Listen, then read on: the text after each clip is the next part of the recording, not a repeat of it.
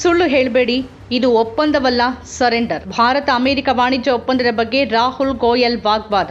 Bharat America ವಾಣಿಜ್ಯ ಒಪ್ಪಂದದ ವಿಚಾರವಾಗಿ ಲೋಕಸಭೆಯ ಪ್ರತಿಪಕ್ಷ ನಾಯಕ ರಾಹುಲ್ ಗಾಂಧಿ ಮತ್ತು ಕೇಂದ್ರ ವಾಣಿಜ್ಯ ಹಾಗೂ ಕೈಗಾರಿಕಾ ಸಚಿವ ಪಿಯೂಷ್ ಗೋಯಲ್ ನಡುವೆ ತೀವ್ರ ವಾಗ್ವಾದ ನಡೆದಿದೆ. ರೈತರನ್ನ ತಪ್ಪು ದಾರಿಗೆಳೆಯೋಕೆ ಕಾಂಗ್ರೆಸ್ ನಾಯಕರು ಯತ್ನಿಸುತ್ತಿದ್ದಾರೆ ಅಂತ ಗೋಯಲ್ ಆರೋಪಿಸಿದ ನಂತರ ರಾಜಕೀಯ ವಾತಾವರಣ ಕಾವೇರಿದೆ. ದೇಶದ ವಿವಿಧ ರೈತ ಸಂಘಟನೆಗಳ ನಾಯಕರೊಂದಿಗೆ ರಾಹುಲ್ ಗಾಂಧಿ ನಡೆಸಿದ ಸಭೆಯನ್ನ ಪಿಯೂಷ್ ಗೋಯಲ್ ನಾಟಕೀಯ, ಕೃತಕ ಮತ್ತು ನಕಲಿ ಅಂತ ಟೀಕಿಸಿದ್ರು. ಕಾಂಗ್ರೆಸ್ ಪಕ್ಷದ ಕೆಲ ಕಾರ್ಯಕರ್ತರು ರೈತ ನಾಯಕರಂತೆ ನಟಿಸಿ ತಪ್ಪು ಮಾಹಿತಿ ಹಬ್ಬಿಸೋಕೆ ಯತ್ನಿಸುತ್ತಿದ್ದಾರೆ ಅಂತ ಆರೋಪಿಸಿದ್ರು. ಎಕ್ಸ್ ಸಾಮಾಜಿಕ ಜಾಲತಾಣದಲ್ಲಿ ಹಂಚಿದ ವಿಡಿಯೋದಲ್ಲಿ ಮಾತಾಡಿದ ಗೋಯಲ್, ಭಾರತ ಅಮೆರಿಕ ಒಪ್ಪಂದದ ಕುರಿತು ರಾಹುಲ್ ಗಾಂಧಿ ಮಾಡ್ತಿರುವ ಆರೋಪಗಳು ಸುಳ್ಳು.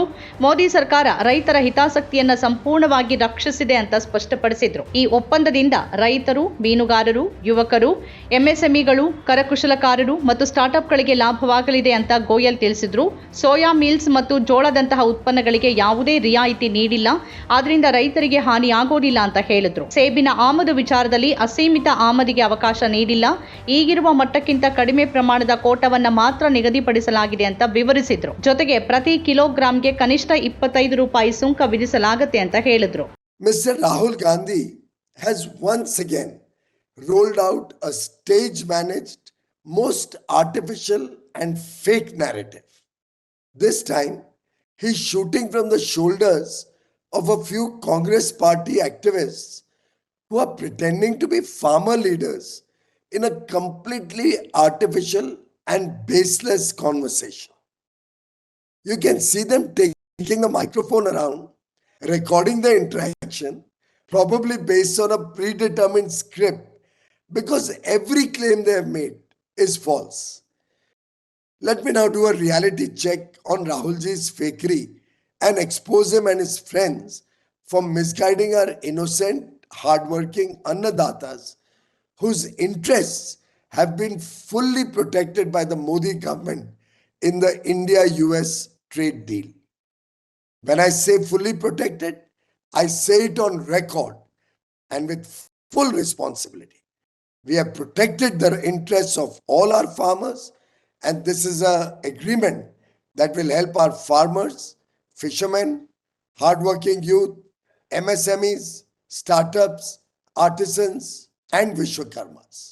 I've already announced many times that soya meal and maize, that is corn, has not been given any concession whatsoever, and hence does not hurt any farmers' interests. By repeating it again and again, they're only trying to scare the farmers with their lies. Similarly, on apples, I've categorically explained many times since 7th February how our apple farmers are fully protected. India already imports 550,000 tons of apple every year. The demand is much more than production. In fact, the person in Rahulji's video is also saying that. We have not allowed unlimited import of apples in this agreement. ಇದಕ್ಕೆ ಪ್ರತಿಕ್ರಿಯಿಸಿದ Rahul Gandhi ಎಕ್ಸ್ನಲ್ಲಿ video ಹಂಚಿಕೊಂಡು ಒಪ್ಪಂದದ ಬಗ್ಗೆ ತಮ್ಮ ಆತಂಕವನ್ನ ಪುನರುಚ್ಚರಿಸಿದ್ರು. ಈ ಒಪ್ಪಂದ ಹತ್ತಿ ರೈತರು ಮತ್ತು ಗಾರ್ಮೆಂಟ್ ಉದ್ಯಮಕ್ಕೆ ಹಾನಿ ಉಂಟು ಮಾಡುವ ಸಾಧ್ಯತೆ ಇದೆ.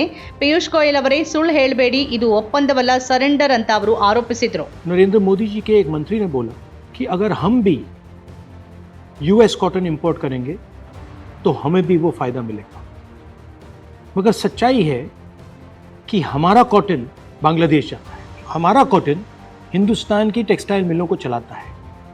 तो अगर हमने बांग्लादेश का रास्ता चुना तो हमारे पूरे के पूरे कपास के किसान और कॉटन की इंडस्ट्री खत्म हो जाएगी, और अगर हमने नहीं चुना तो हमारी टेक्सटाइल की इंडस्ट्री खत्म हो जाएगी. ये सच्चाई है. पीयूष गोयल जी, झूठ मत बोलिए. इसलिए मैं इसको सरेंडर कहता हूँ, क्योंकि ये डील या तो कपास के किसान को मारेगा, या टेक्सटाइल इंडस्ट्री को मारेगा, या फिर दोनों को उड़ा देगा. इनके मंत्री को ये भी नहीं मालूम कि बांग्लादेश अब हिंदुस्तान से कपास नहीं खरीदेगा, और उन्होंने निर्णय ले लिया है कि वो यूएस से कॉटन इंपोर्ट करें. ಇದಕ್ಕೂ ಮುನ್ನ ರಾಹುಲ್ ಗಾಂಧಿ ದೇಶದ 17 ಪ್ರಮುಖ ರೈತ ಸಂಘಟನೆಗಳ ನಾಯಕರನ್ನ ಭೇಟಿ ಮಾಡಿ ಭಾರತ ಅಮೆರಿಕ ತಾತ್ಕಾಲಿಕ ವಾಣಿಜ್ಯ ಒಪ್ಪಂದಕ್ಕೆ ವಿರೋಧವಾಗಿ ದೇಶವ್ಯಾಪಿ ಚಳುವಳಿ ನಡೆಸುವ ಅಗತ್ಯತೆ ಕುರಿತು ಚರ್ಚಿಸಿದ್ರು. ಈ ಒಪ್ಪಂದ ನಮ್ಮ ಅನ್ನದಾತರ ಜೀವನೋಪಾಯದ ಮೇಲೆ ನೇರ ದಾಳಿ, ಹೆಚ್ಚುತ್ತಿರುವ ವೆಚ್ಚ, ದುಬಾರಿ ಮತ್ತು ಕನಿಷ್ಠ ಬೆಂಬಲ ಬೆಲೆ ಕುರಿತು ಅನಿಶ್ಚಿತತೆ ಎದುರಿಸುತ್ತಿರುವ ರೈತರು ಈಗ ಭಾರೀ ರಿಯಾಯಿತಿ ಪಡೆದ ವಿದೇಶಿ ಉತ್ಪನ್ನಗಳ ಸ್ಪರ್ಧೆಯನ್ನು ಎದುರಿಸಬೇಕಾಗಿದೆ ಅಂತ ಅವರು ಹೇಳಿದ್ರು. ರೈತರ ಹಕ್ಕು, ಭದ್ರತೆ ಮತ್ತು ಗೌರವಕ್ಕಾಗಿ ಕಾಂಗ್ರೆಸ್ ಪಕ್ಷ ರೈತರೊಂದಿಗೆ ನಿಂತಿದೆ. ಅವರ ಅನುಮತಿ ಇಲ್ಲದೆ ರೈತರ ಭವಿಷ್ಯವನ್ನ ತ್ಯಾಗ ಮಾಡುವಂತಿಲ್ಲ ಅಂತ ರಾಹುಲ್ ಗಾಂಧಿ ಒತ್ತಿ ಹೇಳಿದ್ರು. ಅಮೆರಿಕ ಭಾರತ ವ್ಯಾಪಾರ ಒಪ್ಪಂದದ ಹಿನ್ನೆಲೆಯಲ್ಲಿ ದೇಶದ ಹತ್ತಿ ಬೆಳೆಯುವ ರೈತರು ಹಾಗೂ ಜವಳಿ ರಫ್ತುದಾರರಿಗೆ ಅನ್ಯಾಯವಾಗ್ತಿದೆ ಅಂತ ಲೋಕಸಭೆಯ ವಿರೋಧ ಪಕ್ಷದ ನಾಯಕ ರಾಹುಲ್ ಗಾಂಧಿ ಆರೋಪಿಸಿದ್ದಾರೆ. ಸಾಮಾಜಿಕ ಜಾಲತಾಣದಲ್ಲಿ ಪ್ರತಿಕ್ರಿಯಿಸಿರುವ ಅವರು, ಅಮೆರಿಕಕ್ಕೆ ಉಡುಪು ರಫ್ತಿನ ಮೇಲೆ ಬಾಂಗ್ಲಾದೇಶಕ್ಕೆ 0% ಸುಂಕದ ಸೌಲಭ್ಯ ನೀಡಲಾಗ್ತಿದೆ. ಆದರೆ ಅದಕ್ಕೆ ಅಮೆರಿಕನ್ ಹತ್ತಿಯನ್ನ ಆಮದು ಮಾಡಿಕೊಳ್ಳುವ ಷರತ್ತು ವಿಧಿಸಲಾಗಿದೆ ಅಂತ ತಿಳಿಸಿದ್ದಾರೆ. ಭಾರತಕ್ಕೆ ಮಾತ್ರ 18% ಸುಂಕ ವಿಧಿಸಿರುವ ಹಿನ್ನೆಲೆಯಲ್ಲಿ ಸಂಸತ್ತಿನಲ್ಲಿ ಈ ಕುರಿತು ಪ್ರಶ್ನೆ ಮಾಡಿದಾಗ ಅದೇ ಸೌಲಭ್ಯಗಳನ್ನು ಬಯಸಿದ್ರೆ ಅಮೆರಿಕದಿಂದ ಹತ್ತಿ ಆಮದು ಮಾಡಿಕೊಳ್ಬೇಕಾಗತ್ತೆ ಅಂತ ಕೇಂದ್ರ ಸಚಿವರೊಬ್ಬರು ಉತ್ತರಿಸಿದ್ದಾಗಿ ಹೇಳಿದ್ದಾರೆ. ಈ ವಿಷಯವನ್ನ ಇದುವರೆಗೆ ದೇಶದ ಜನರಿಂದ ಯಾಕೆ ಮರೆಮಾಚಲಾಯಿತು ಅಂತ ಪ್ರಶ್ನೆ ಮಾಡಿರುವ ಅವರು, ಅಮೆರಿಕನ್ ಹತ್ತಿಯನ್ನ ಆಮದು ಮಾಡಿಕೊಂಡ್ರೆ ದೇಶೀಯ ರೈತರಿಗೆ ಹೊಡೆತ ಬೀಳುತ್ತೆ, ಆಮದು ಮಾಡಿಕೊಳ್ಳದೆ ಇದ್ರೆ ಜವಳಿ ಉದ್ಯಮಕ್ಕೆ ಹಾನಿಯಾಗತ್ತೆ ಎಂಬ ಮುಂದೆ ಬಾವಿ ಹಿಂದೆ ಕಂದಕ ಪರಿಸ್ಥಿತಿ ನಿರ್ಮಾಣವಾಗಿದೆ ಅಂತ ರಾಹುಲ್ ಗಾಂಧಿ ಅಭಿಪ್ರಾಯಪಟ್ಟಿದ್ದಾರೆ. ಇದೇ ವೇಳೆ ಬಾಂಗ್ಲಾದೇಶ ಭಾರತದಿಂದ ಹತ್ತಿ ಆಮದು ಕಡಿಮೆ ಮಾಡುವ ಅಥವಾ ನಿಲ್ಲಿಸುವ ಸೂಚನೆ ನೀಡ್ತಿದೆ ಅಂತಾನೂ ಉಲ್ಲೇಖಿಸಿದ್ದಾರೆ. ಜವಳಿ ಉದ್ಯಮ ಹಾಗೂ ಹತ್ತಿ ಕೃಷಿ ಲಕ್ಷಾಂತರ ಜನರ ಜೀವನೋಪಾಯಕ್ಕೆ ಆಧಾರವಾಗಿದ್ದು, ಈ ವಲಯಗಳಿಗೆ ಹಾನಿಯಾದ್ರೆ ಆರ್ಥಿಕ ಸಂಕಷ್ಟ ಉಂಟಾಗುವ ಸಾಧ್ಯತೆ ಇದೆ ಅಂತ ಎಚ್ಚರಿಸಿದ್ದಾರೆ. ದೂರದೃಷ್ಟಿಯ ಹಾಗೂ ರಾಷ್ಟ್ರ ಹಿತಾಸಕ್ತಿಯನ್ನ ಕಾಪಾಡುವ ಒಪ್ಪಂದ ಮಾಡಿಕೊಳ್ಳಬೇಕಾಗಿದ್ದ ಸರ್ಕಾರ ಎರಡೂ ವಲಯಗಳಿಗೆ ಹಾನಿ ಉಂಟು ಮಾಡುವ ಒಪ್ಪಂದಕ್ಕೆ ಮುಂದಾಗಿದೆ ಅಂತ ರಾಹುಲ್ ಗಾಂಧಿ ಕಳವಳ ವ್ಯಕ್ತಪಡಿಸಿದ್ದಾರೆ. एग्रीकल्चर में दरवाज़ा बंद था, मतलब कोई अंदर नहीं आ सकता था. अब वो दरवाज़ा खोला है. अब उस खुले दरवाजे में जो भी उनको डालना होगा वो डाल देंगे. मेन कॉन्सेप्ट ये नहीं है कि भैया सोया पे है, इस पे है, उस पे है. मेन कॉन्सेप्ट है कि भैया आपने दरवाज़ा खोल दिया. अब वो दरवाजे में से कुछ भी आ सकता है, कुछ भी जा सकता है, जो भी. पहली बात. दूसरी बात, मुझे इस डील में ये समझ नहीं आ रहा है कि हिंदुस्तान को क्या मिला. मतलब हमने टैरिफ दे दिया, हमने एग्रीकल्चर दे दिया, हमने डेटा दे दिया, मगर मुझे समझ नहीं आ रहा हमें मिला क्या. नथिंग. So zero.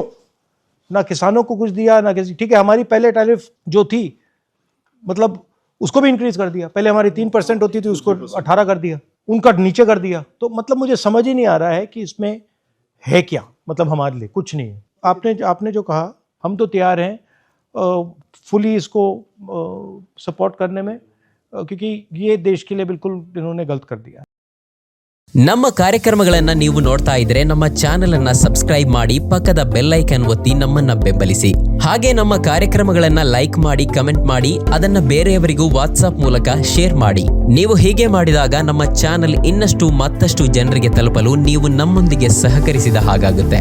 ಇದು ನೀವು ಯಾವುದೇ ಖರ್ಚಿಲ್ಲದೆ ಕೆಲವೇ ಸೆಕೆಂಡುಗಳಲ್ಲಿ ನೀಡಬಹುದಾದ ಸಹಕಾರ. ಧನ್ಯವಾದಗಳು.